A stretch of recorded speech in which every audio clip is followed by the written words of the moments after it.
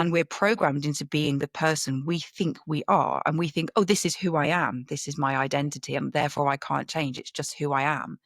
And by saying that, we're giving all our power away to a programmed version of us that we can change at any moment by changing the Right. programming.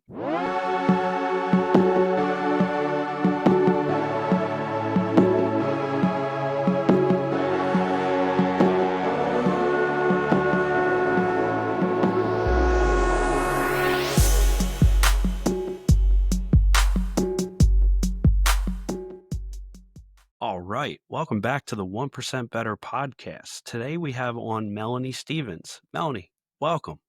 Thank you. Thank you for having me on the show. Absolute pleasure. Been really looking forward to this, and I know our listeners will as well. Melanie, for listeners that don't know the background of yourself, can we get a little insight in and what got you to this point?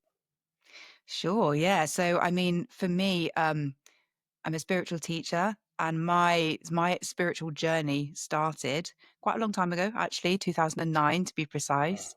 And I remember the year, and I remember it very well because I had what you might call a nervous breakdown that year, where I just hit rock bottom, which is very often the catalyst for a new beginning. And although I didn't suddenly become a spiritual teacher overnight, that came a bit later. That was the catalyst for me to look at how I was living my life. I was so anxious. I had depression. I couldn't get out of bed. I quit my job, and I literally gave up. I just thought I can't actually do this. It's too difficult. I got introduced to a life coach who was incredible. And she taught me lots of different techniques I could use to learn how to get myself out of depression and to manage my emotions, to stop the constant fight or flight response I was in all the time. I mean, I was really, really anxious, hyper anxious. And she taught me so many wonderful things. And that really inspired me, firstly, to really focus on my own health and well being, which is where I was for 10 years up until 2019.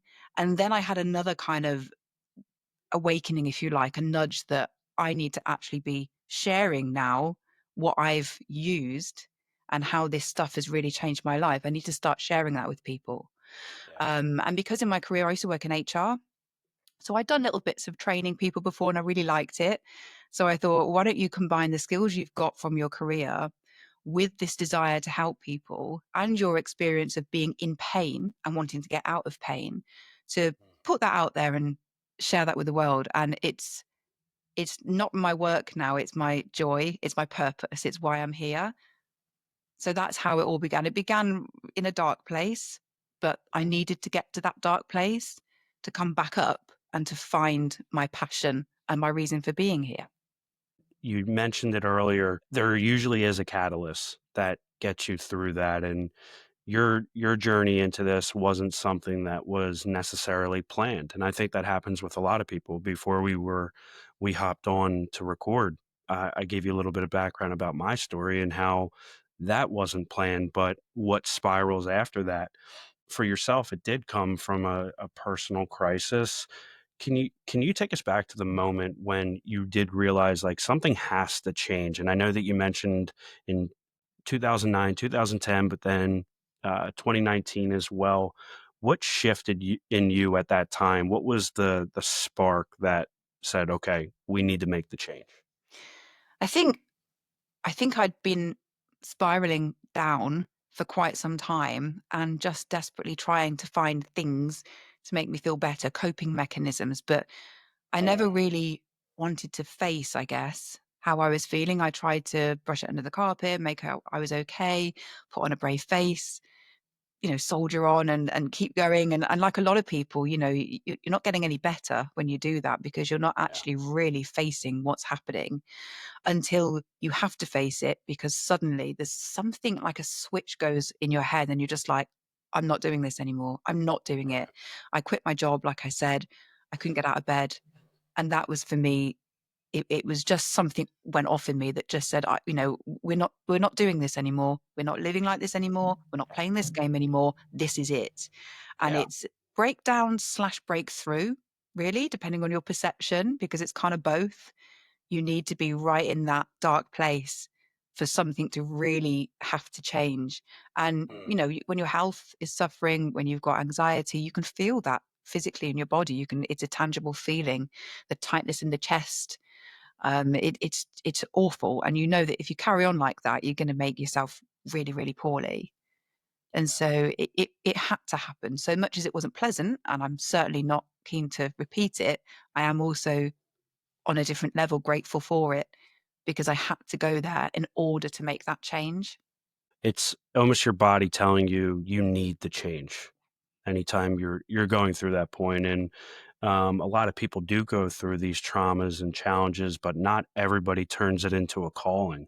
It almost is they go through it, but they don't necessarily turn it into a positive or make it something that is a part of them, turning that, let's just call it a negative for the time being, but turning that negative into a positive.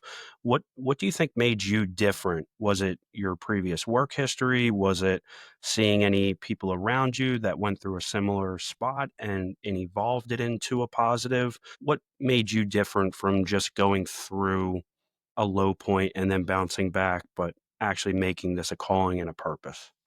Yeah, that's a really interesting question. I guess because when I worked with this life coach, I was 28 then, the difference in how I felt was so amazing. And I've always been quite an introverted person, quite inwardly focused. Uh-huh. So how I feel has always been very important to me. And I've suffered with anxiety, panic attacks since as far back as I can remember, since I was a kid.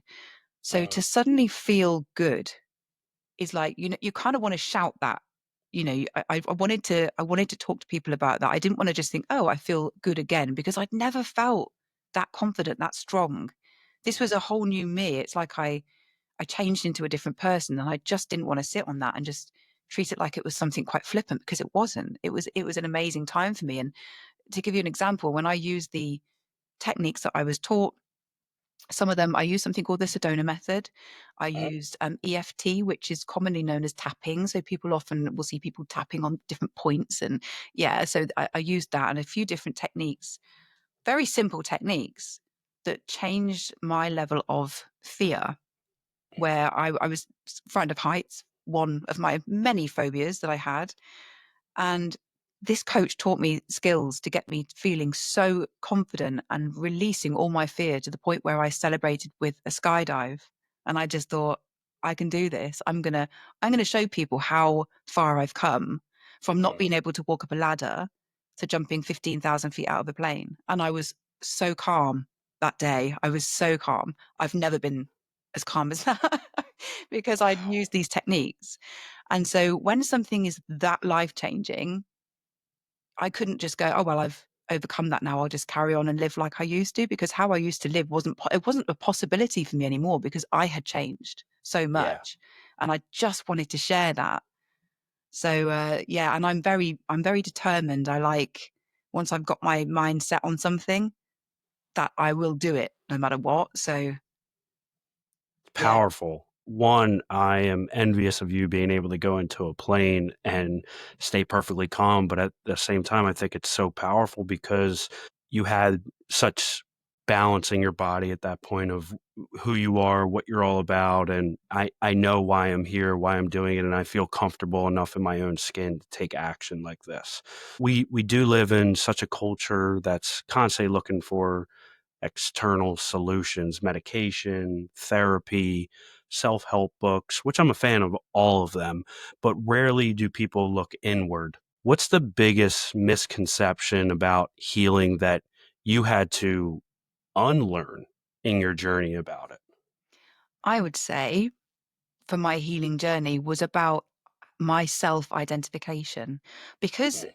as far back as I can remember, I'd been shy, I'd had social anxiety, I'd had confidence issues, I had depression, I'd had all these things my whole life. I assumed that was who I was, and that Mhm. was therefore unchangeable. And this is one of the things I teach, actually. I teach shadow work, where we look at the programming we've been given from our childhood, from our parents, from our teachers, from authority, from culture that we grow up in. And we're programmed into being the person we think we are. And we think, oh, this is who I am. This is my identity. And therefore I can't change. It's just who I am. And by saying that, we're giving all our power away to a programmed version of us that we can change at any moment by changing the Right. programming. So I think that was something that was really key for me to understand, but for anybody to understand is if you think, oh, but I'm just not a brave person or I'm just not a confident person, well, then you won't be because you're creating that with that belief. But when you Right. look back at that programming and think, well, where did this come from then? Maybe it was something around your upbringing, maybe it was something around being at school. And you've identified with a shy version of you, but there is a confident version of you that you've just buried out of sight. And you can bring that up anytime you want and become that person with that powerful, but we don't realize we are.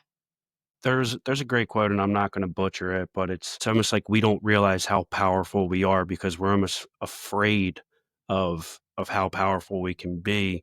I would say this is the most common one where people say, "Why don't people succeed at something?" And they say the fear of failure. I think the fear of success is equally there. Like, what if it does work out and I do have to live up to expectations and I do have to do everything that I put my mind to and please everybody that is going to come along with it. So almost a paralysis of analysis, but shadow work. I want to talk to you about this. For the people that don't know what shadow work is, can you give them a high level if we were in an elevator, what is shadow work? So it is a way of,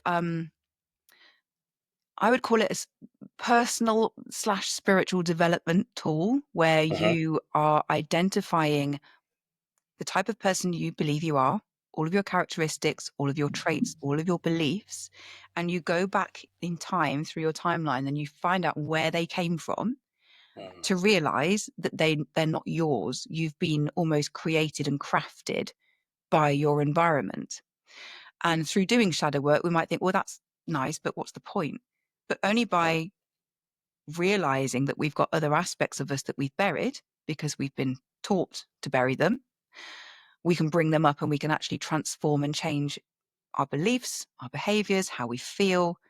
And it's really, it's a way of finding out who you truly are and mhm. not who you think you've become based on your what I would call programming or conditioning on how we've been expected to behave throughout our whole lives. So it's a self analysis, self identification tool that helps you to embrace all of these different parts of you that you might have buried. Yeah. And it is for your benefit. You know, there is a benefit in embracing all these parts of us. It makes us feel more balanced, more whole, less judgmental. And we realize we learn a lot about ourselves through doing shadow work. What personal moment in your own shadow work journey where you came face to face with something uncomfortable, but you knew you had to work through it? Has there been multiple ones like that or one specific? It's funny actually, because when I realized I've had the potential my whole life to be a leader and to Mhm. be courageous and to be quite brave, that was actually quite a scary moment for me. It was pivotal, but it was scary. And I think when you were talking about that fear of success, that was huge for me because I felt safe hiding away from the world and identifying with a shy aspect of me. Not only was that programmed by the society and the culture and everything else that I grew up in, but it felt safe. So when you realize you've got this other part of you, initially there's a little bit of imposter syndrome, like, oh, no, no, no, that's not me, Right. you know? So much as there's some absolute gold in the shadow, sometimes that is actually hard to face. And there's other things in the shadow that, you know, maybe you've buried anger because you're uncomfortable to have angry outbursts because if you tried to do that as a child, you were told off. If you tried to do that at school, you were told off. So you were expected to not speak up when you felt angry and to pretend everything was okay. And then Yeah. you continue that into adulthood. So when you start doing shadow work, you might find some stuff that's maybe less, you might call it a less desirable trait that comes up a little bit, which can feel uncomfortable, but it's actually really healthy because we can't bury our emotions. They eventually will erupt. Big So, time. mm, Yeah, it is something that I think everybody goes through at some point in their life, whether it's at a young age or an older age or what at whatever point they're kind of hitting these points of like they have to come face to face what did I go through? How can I turn it into a positive? If I can turn it into a positive and make the best of it. The other part of that is the energy healing that you do, even like quantum healing from what I was looking into tend to get dismissed as woo woo by skeptics, I think. And I think there's so much power in that. And why I wanted to talk to you about this. What do you think is the most common misconception about energy work like that? And if more people understood, how do we see a shift in it? I think the shift is happening actually when it Mm. comes to this sort of stuff. I think now there is so much more awareness of it, and Big time. Reiki, for example, is hugely popular. Certainly in the UK, it's really popular now. Yeah. Even 20, 30 years ago, I'd never heard of it. So I think we are overcoming these misconceptions that it's like you say, woo woo, and it doesn't work, and it's all for weird people. When you actually open your mind to just having an energy healing session and you feel amazing afterwards, you can't write that off as coincidence, especially when it keeps happening. So I think the way we're heading at the moment, more and more people are awakening because they're in pain, because they're uncomfortable, and they don't like what they see in the world, and they don't like how we're living. And that, again, that pain is often the catalyst to say, well, what more is there? And I think people are opening more to, well, if I feel terrible, let's have a look and see what's out there instead of numbing myself with, medication or whatever. Let me just see if there's a different route I can take. And let's explore something a bit more natural that's less invasive and just see what that feels like. And that's where energy healing very often is like the first spiritual woo-woo modality that people come to. They try Mm. energy healing. Einstein told us, I think it was Einstein, um, everything in the universe is energy and frequency. And when we Mm. understand that, that's when everything will change. When everybody understands that. It's not so physical and solid. Everything has energy running through it, and the energy is interacting all the time. And so when Mm. we take that time to just go within and feel the energy, sense the energy within our body, that's when we can start to feel that shift when we work on ourselves in that way. And when you have that result because you feel better, that's the proof people need, is just give it a try, see how you feel. How you feel is telling you something.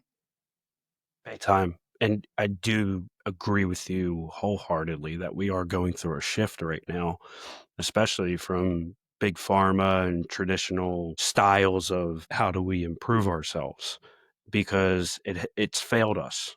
And and now we have, as we were talking before we got on, even around technology and the positive with it. I think another big positive is the information out there. It can be information overload, but at the same time, it's allowed the ability for things like Reiki and other solutions that people can, hey, you know what? I'm not going to take a pill or medication for this. I want to take this route and see what happens. And then, as you mentioned, they see the feeling or they have the feeling after. They're like, wow, this actually works. Do you tend to notice that a lot with your clients when they're like, man, I've never tried something like this, and this is where I'm at after taking this approach? Yeah, I don't think I've ever met anybody that's had Reiki once and never had it again, or that's, explored something a bit more spiritual, that they've explored energy healing and then they've said, oh no, that's not for me. I've never met anyone that's done that. Everybody that starts the journey is still on the journey now. Mm. So, at various points of the journey. So I think that they must all be feeling the difference. Otherwise, they wouldn't keep going with it. And even the language, when I watch TV, I notice the language people use. A lot of our popular TV shows, when people are talking, like in reality TV, they'll say, "Oh, you've got a good energy." They'll talk about energy, and Mm. the conversations people have that I hear are quite different now to how they were even 5 years ago. We're Yes. hearing a lot more of this stuff. Things like sound baths are really popular. Most Mhm. people had never even heard of stuff like that not that long ago. And now they're popping up all over the place. And I'm seeing it in the UK. These things are really getting popular. And they've been Um, around forever mm, too. That's the thing. Like this isn't something that is completely new. It's just been kind of swept under the rug. Like we're not paying attention to this, but now it is really skyrocketing and there's so many old techniques that have been around for centuries and now it seems that just like anything, it has a curve that it goes through, ups and downs. And it seems that we are on that rise in what we're looking at from a healing perspective.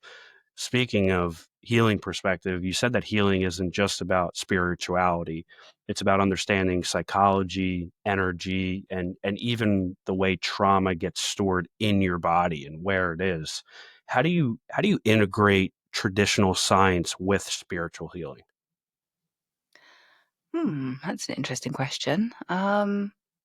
Yeah, interesting. I mean, I guess I would never dismiss anything that we've been taught, anything that we've lived through.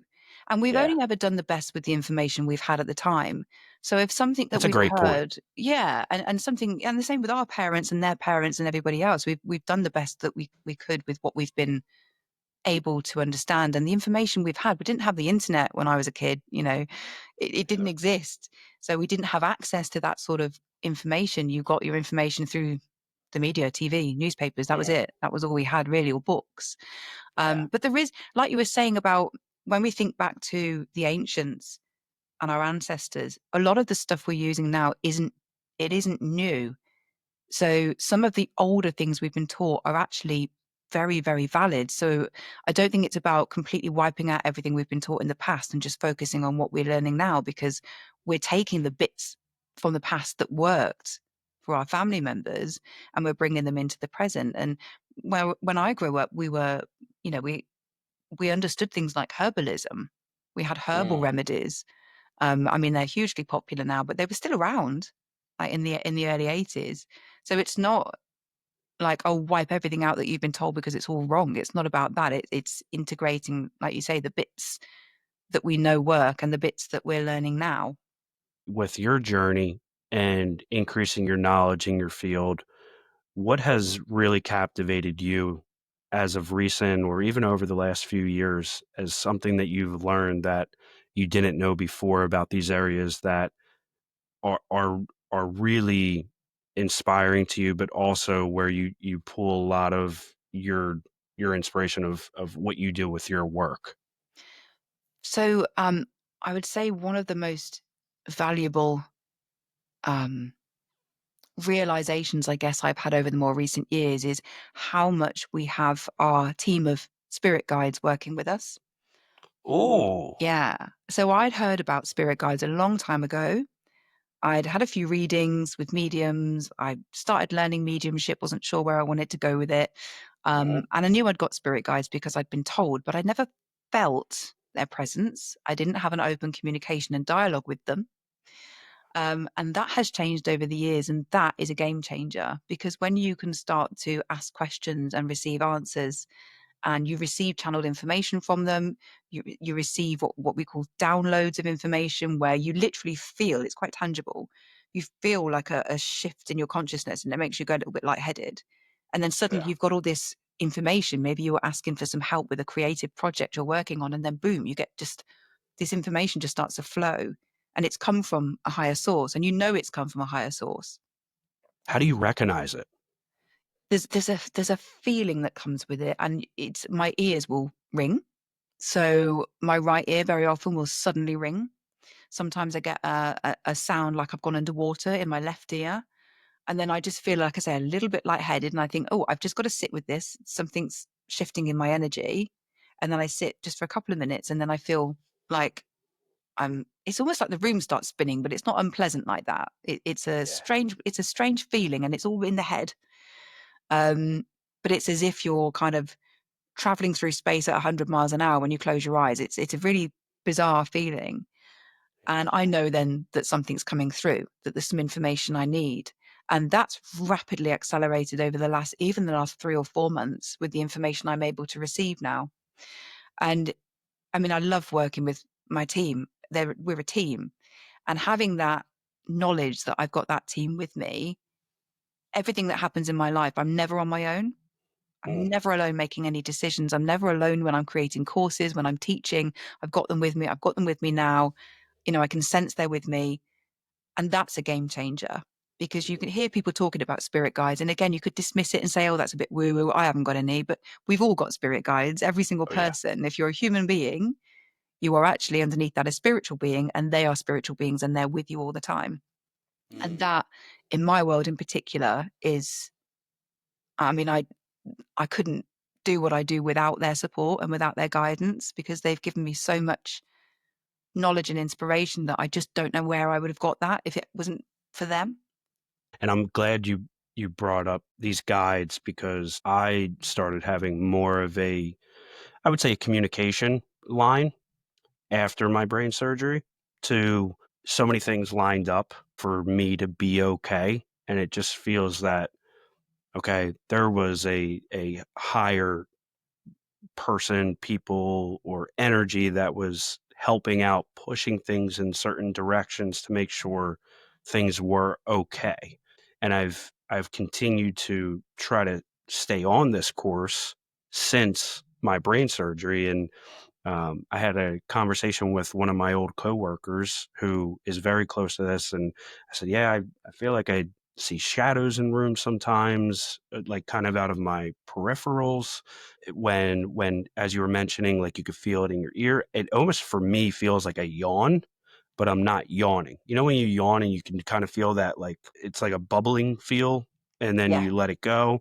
But it's like the water thing that you mentioned. I feel that. I guess what I haven't done to this point is what is going on right now? Why am I feeling that? That's what I haven't recognized. But just us even having this conversation right now is something I want to pay attention to. I'm kind of like, oh, wow, this is something that I wasn't even picking up on. Yeah, it's so exciting, and I've got a lot of friends who are who were quite spiritual anyway, but suddenly they're having these amazing experiences and ears ringing and strange sensations and synchronicities as well, when a series of events happens and it's just one thing after the other, just in flow, and it's almost like it was crafted to happen because it was too perfect to be coincidences, if that makes Yeah. sense. And I mean, I like playing with that energy. So very often I'll say to my spirit guides, I want to see a robin on my walk this morning, and boom, there's a robin within seconds, usually, that's literally right in front of me.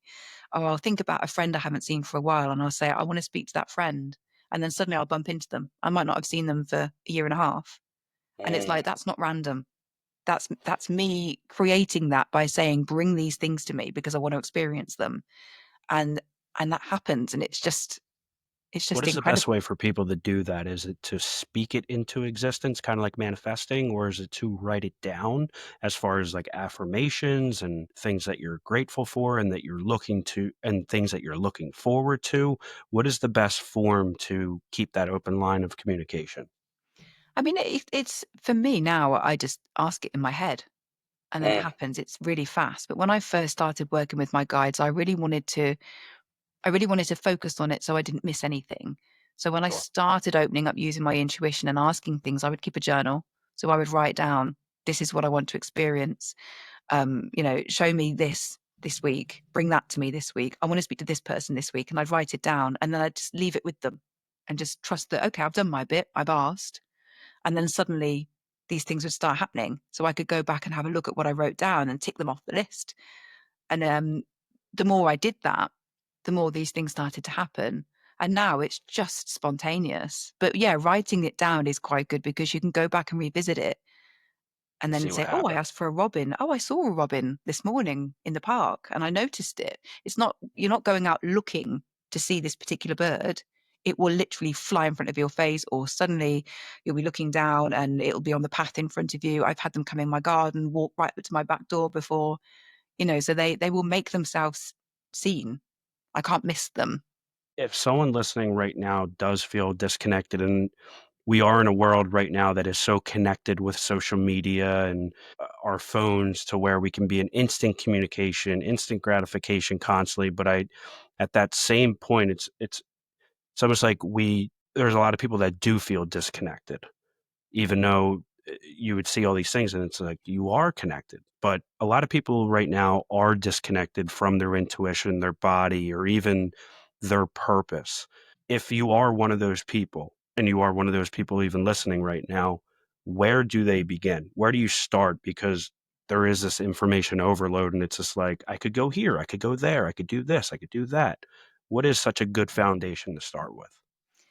So I get the overwhelm with information because I was there myself at one point. I got so excited by by everything I was learning that I just overwhelmed myself. So what I did is I said, right, that's it. No more, no books.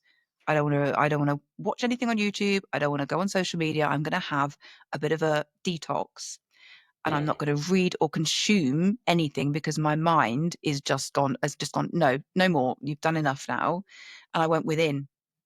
And that has been when I've had the most gold come through: information, understandings, awareness, a connectedness as well, a feeling of being connected to everything. Because I've been there as well, where I felt lonely, and I thought, why do I feel lonely?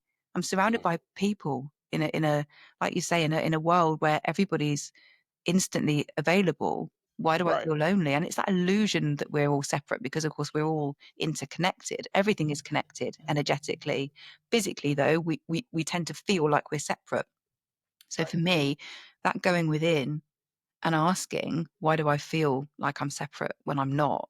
You just sort of you create space then for these realizations and these epiphanies to come through, and it's you talking to your own soul. But we can't hear our own soul when we're looking outside of us for the answers because we're just cramming in more and more noise, books, magazines, TVs, what have you. So by just saying, right, I'm just going to stop that for now and I'm just going to sit quietly on my own and I'm just going to ask a question and just see what comes up. And that's when you could sit for 10 minutes just with a piece of paper and a pen and write down whatever you hear, see, whatever you feel. And you can get so much from just that little bit of time of going within and shutting out the noise. And nature as well for me has always been, it's helped me to feel more connected. So when I feel disconnected, I go out and walk around the park. We've got a woods near where I live, the trees, I love the trees. And when I'm out in nature, I feel part of it. I feel like, oh, I'm part of nature. I can feel that connectedness, that energetic connectedness, more with nature than anything else, actually. Even though, ironically, I'm on my own in the woods, I feel more connected there than I do in a room full of people sometimes. I feel very similar. We have a nice little sized backyard. We have a garden, and I try to make a purpose of walking barefoot back there, spending time just with my it sounds so corny, but my hands in the soil and just being connected to what is growing and having life to it. And same thing kind of goes for water and how or not water, how we speak to ourselves. And there was a test on water. You ever hear about this? Yeah, yeah. The 3 glasses, and it was, they were separated, but they did the test of how you speak to, like, one was being spoke to negatively, the other one was ignored, and then the other one was given positive energy, constantly saying, "You're a great glass of water. You're beautiful." The evolution of it over, I think it was a 90-day period, the one that was receiving all the negative energy or affirmation, whatever the case was growing mold and it was becoming disgusting. And then the one that wasn't spoken to kind of had a similar thing. It looked a little bit different, but then the water that spoken positive affirmations to looked almost exactly the same. And it's so powerful because how we kind of where we put ourselves, the energy that we attract to ourselves, and what we say to ourselves really creates that reality around us. And I think it's such an not untapped to a lot of people at this point, but to the masses of where people don't even look at that. And there's so many common phrases you hear of when someone says something is funny. Oh, I'm dead. Like, why do you have to say I'm dead? Like that is, you're telling yourself that. The words that you say are creating the reality. I want to go back to the spiritual guides for a second and beyond where we're at and what we can see and past lives of whether it's ourselves or these guides and how they have become our guides. How does that work? Sure. So in terms of the spirit guides and the support that we Yeah. get. So because I ask a few questions about my spirit guides. I don't know who all of them are. I know two of them. No, sorry, three of them. Apologies. And when I was asking about spirit guides, we have one guide that we choose before we come to Earth. We have a conversation of sorts when we're out of physical incarnation with another spiritual being who has lived a human experience. that they will guide us through our human experience. They have to have had a human life to be able to guide us. Otherwise, they wouldn't understand the density of coming into this physical body and this physical reality. So my main guide um, is actually connected to me energetically because we've got the same oversoul, if you like, the same higher self. But we were two individual souls that have had different experiences. And I said, I'm going to come to Earth in this physical body. And he said, I will be your guide. So before I even was born, he was with me. After I die, he'll be with me. He's been with me every single second of every minute of every day for my whole life, and he will be right the way through. So that's our main spirit guide. And they feel, some people will say they feel more like, although you can also have angels working with you, but they're more like a guardian angel. They protect you, they look after you, they keep you on path, and they make sure you have the experiences that you as a soul said you wanted to have before you incarnated. So that's your main guide. And then as well, you'll have other spirit guides that will come into your life when you need their support. And then they'll leave when you've had that support. And that might be to help you through a period of grief. It might be to help you through a physical injury. It might be when you're going through a painful divorce or you're changing your career.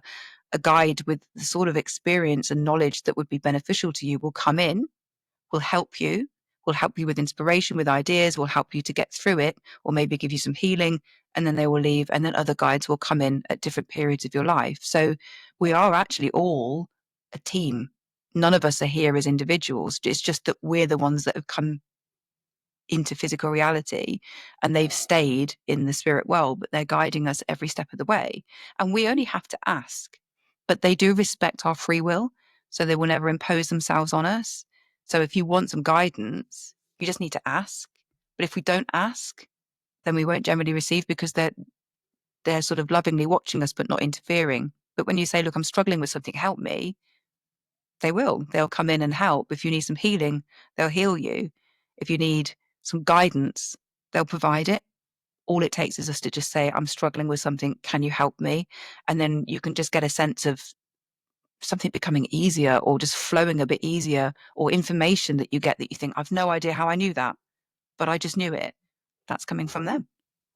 That last point that you said of that state of flow, and for me, it was the book. Like, I had no writer's block that entire time that I did it.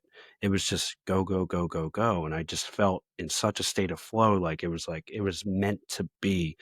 And the other thing, when I woke up from surgery, where 1% better all came from. And I had no idea what it was going to be at that point. But within 15 minutes of waking up, and I've told this story in the past, I had 1% better pop into my head. And it Wow. was something that I've used for my teams that I work with right now, and saying, try to get 1% better every single day, just 1% better, any area of your life, whether it's health, both physically, mentally, spiritually, whatever it is, or your day job, or your relationships with, I mean, the list goes on. Try to just get 1% better.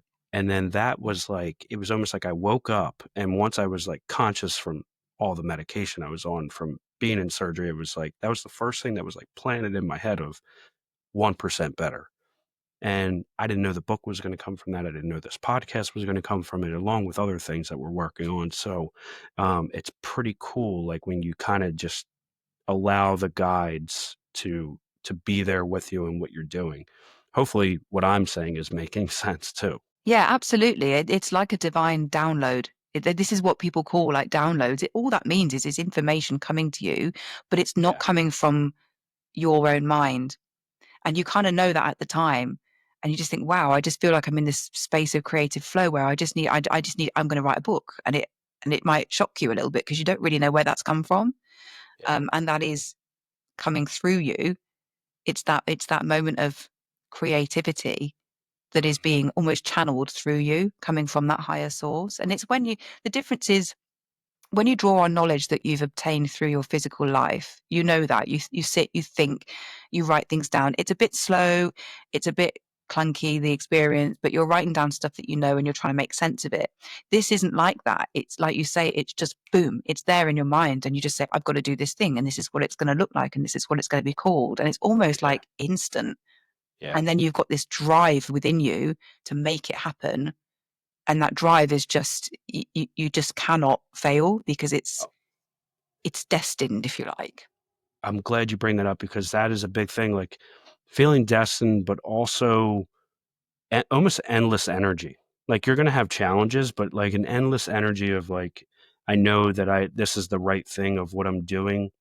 You have that intuition of that it's purposeful of where you're going with everything. So wrapping up here, I want to ask you, what does the rest of this year look like for you, and what are you excited about? Anything that you want to share with listeners? Sure. So I am writing my seventh course at the moment. This is my second one. Congrats. Yeah, thank you. They take a long time. Um, this is my second intuitive tarot reading course because that's how I read tarot and oracle cards. I just use my intuition. I read everything intuitively. But I've got a lot of knowledge from that. So I created my first course, which is how to become an intuitive tarot card reader or oracle or whatever you're drawn to. And that's now a bestseller on Udemy, which is the platform where I host all my courses. So I thought, well, maybe it's time for me to write another tarot course. My other courses, I teach shadow work, like we've talked about. I teach energy healing. I've got a course that's all about the spiritual awakening and ascension and how to navigate that and what might be happening, where I talk about spirit guides and that kind of thing. I teach about crystal healing, all that kind of stuff. So anything I'm interested in that I've studied and learned and developed and I've set my own practice up and I'm getting results from, I then teach to other people. So tarot is the course I'm writing at the moment. I don't know what's going to be the next because I don't tend to think that far ahead. I just get an idea and I'm focused and I'm on it. And then as soon as I've finished writing a course, something just comes into my head for the next thing I'm meant to teach. So there will be more courses this year. That's guaranteed. So this is the first one of 2025. I expect there'll be a couple more after that. I really enjoy talking about the spiritual awakening. I love talking about spirit guides, our higher self, that kind of thing. So that might have to be another course that I write after this one. Well, we'll definitely be looking for it. Where where can people follow you, stay up to date on your journey, and what are the best resources for people to get in touch with you? So probably the best one is my website. So that is www.melanie-stevens.com. And everything is over there on my website. I'm also on Facebook, I'm on TikTok, I'm on YouTube like everybody else. But my website is where I put everything and I put blogs on there. I've got loads of freebies on there. Interestingly, we talked earlier about the water experiment. I've got a mini free workshop on my website about it's called Words Have Power. And it's exactly that. It talks about the importance of how we speak to ourselves and other people. It has an effect on our energy. So that's one of a few free workshops I've put on my website as well. So definitely that's the best place to go and have a good nosy around and pick up all lots of freebies. Melanie, can't thank you enough for coming on today. I've really enjoyed this conversation. Honestly, I probably could go another few hours asking you questions about this stuff as well. I think the only thing that I take from that is we're just going to have you on again and dive deeper in Absolutely. different areas. So, but thank you so much for everything that you shared today. I will make sure that I have all your links included so everybody can check out your handles and your site and courses as well. But thank you again for joining the 1% Better podcast. And for everybody out there, have a great rest of your day. Take care.